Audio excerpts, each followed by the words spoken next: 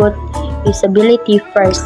A beautiful website is great, but far from enough. If you want your visitors to spend time on your page, enjoy your content, and eventually engage with it, you need to facilitate their navigation. So, dapat daw, if gusto ka nga mag-spend og kaning long time ang imuhang visitor sa imuhang page, dapat i-enjoy nimo imong content. Like, dili ka ka-base sa kanang dapat ingana dili ka ka-base sa mga kuan.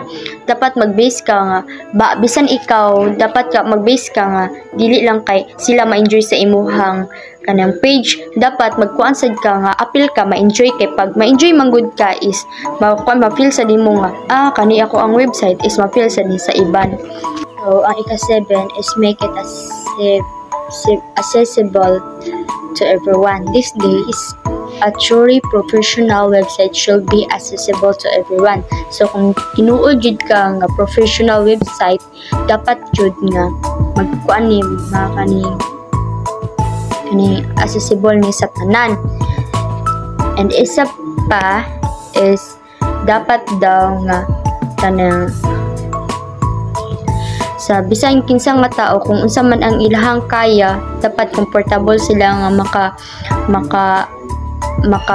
makatry ani nga website or makabalo sila or bitang comfortable sila ani nga website.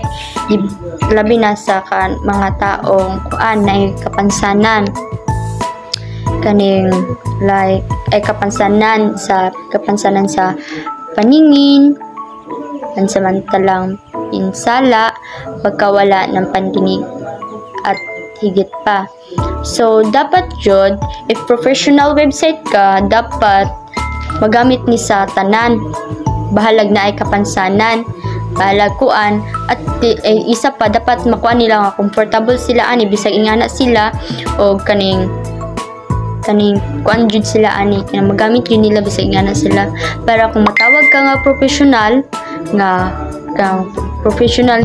website, dapat jud is imong hunahon nga kani siya is makatabang ka sa ibang tao, dili lang kay kaning website ingana dapat kaning nga website is makatabang jud kuno sa ato ang tanan bahalag na ikapansanan.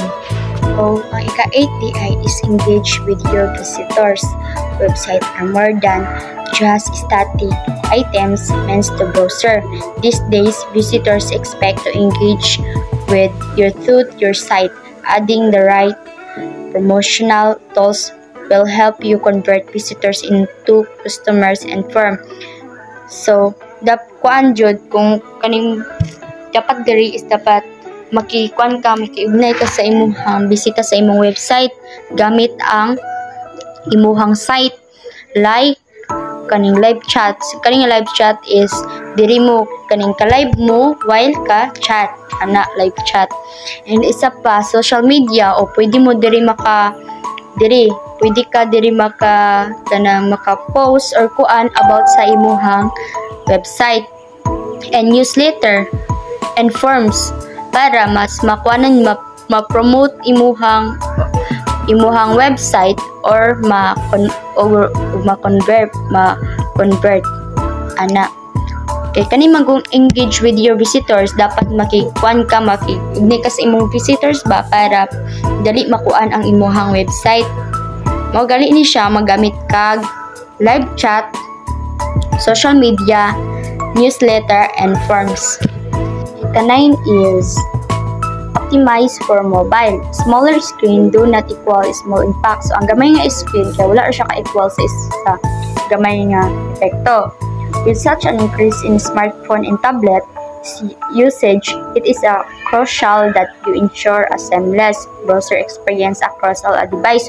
So, dapat yun nga imo yung klarohon nga kanang bisag sa smartphone or sa tablet, dapat kaning nga kuan is tarong ni siya kay kuan manggod what kay ang Google kay nagkuan siya implement mobile first index, optimize the mobile version as your site has become even more important if you want to up your chance to rank on the page 1 or of search result.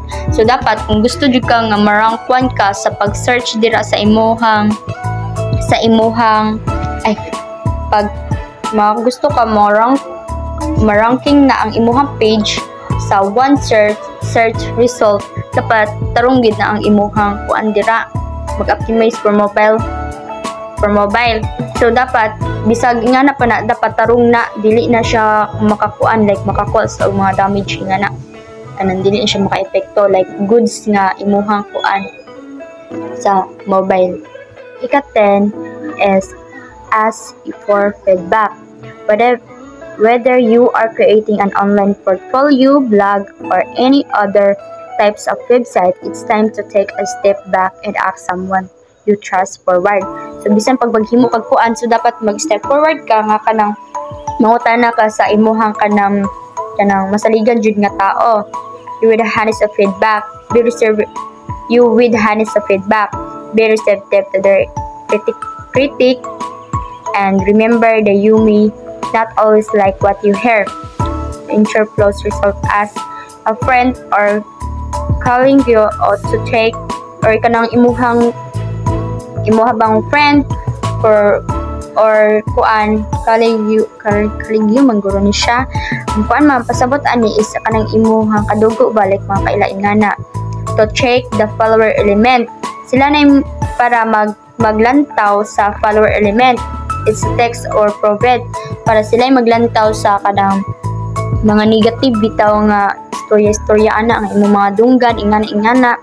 So naani sila para maminaw ana kay pag ikaw manggod kay murag maapektuhan baya ka, so maapektuhan sa daang imong website. So need jud ka mga kuan mo ask for feedback sa imong mga kaila or sa imong friend. Last one is Monisha. Ang ika-11 is the last one is Monisha ang publish and get back to it. A site that look like it has been lying dormant for too long is uninviting and can also seem unreliable. Regular updating your website show that you are present, active, and up to date with what is happening in your industry. So kani publish is kaning binakuan ni mo murag imo bitang ginabalik ang kana bitang isang kanang site nga kanang murag nadugay na bitaw tas kanang di ba pag di ba ka imong website is nadugay na ba kanang murag wala na siya kanang hilom na kaayo tas dili na kay siya gina siya napansin sa mga tao, dili na siya tsada ba nga bitaw. So para ikaw nga kuan kanang create ana is magkuan jud ka publish nga para mapakita nili mo sa ilaha nga aktibo ka nga bisag nahitabo na sa imuha nga kuan is nagbangon japon ka. Mamagod ni importante sa part sa how to create a kuan website kay kung naman dyan ay possible nga ma-down na ato ang website nga himo, so diha sad nga time para makatuon ta kung unsaon na to pagbangon otro, unsaon na to pagpa-famous na sad ana sa ato ang website nga gihimo. So maora day na ang ako ang gi-report. Thank you.